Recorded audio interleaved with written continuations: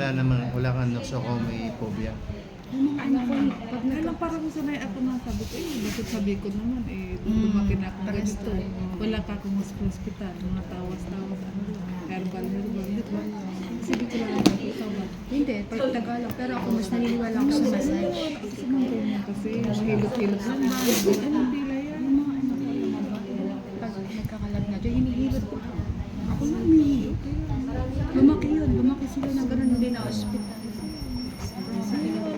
Tapos yung mga kapatid ko, makita mo yung mga anak nila na hospital, Ayoko nang maaano sa hospital. Hindi. Anong salita sa'yo? Nadala ako nung na-hospital. Sabi ko, kahit mamatay na ako, dito lang ako sa bahay. Huwag niyo akong dadala. Pero may yung alam mo kasi naisip ko, pinaprofesal lang. Ay, Ilocano ka, te. Ikaw din? Cagayan ako, te. Okay. Sa kabayan. Kabayan pala kayo. Kasi hindi ka text ko, di ba? Un. Yan na, one nga rod na.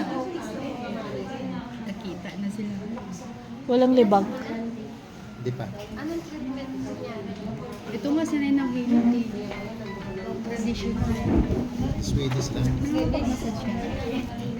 Oo, nagawang service ako. May pa-bentosa.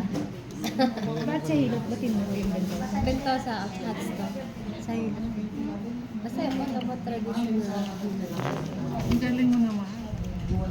Ba't na ganyan ako pa?